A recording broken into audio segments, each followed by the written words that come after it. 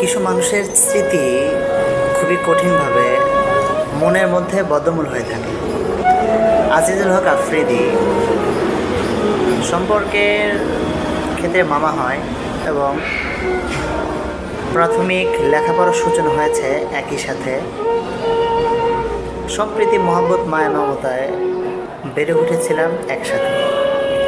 পরিবেশ পরিস্থিতির বিবেচনায়, সময়ের কঠিন মূল বাস্তবতায়, বিচ্ছেদ এবং দূরত্বের কঠিন বাস্তবতার সম্মুখীন হতে হয়েছে আমাদের।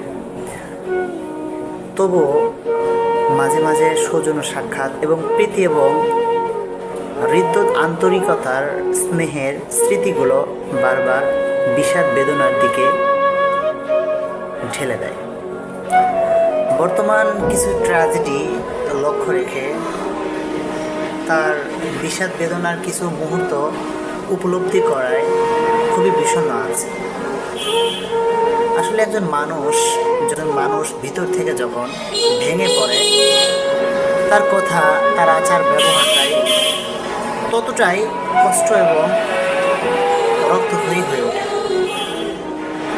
তো দোয়া করি আজিজুল হক আফ্রিদি সাহেবের জন্য আল্লাহ তাআলা যেন তার হাসি উজ্জ্বল চেহারা এবং প্রফুল্লময় মুহূর্তগুলো আল্লাহ তাআলা যেন আবারও তাকে ফিরে দেন।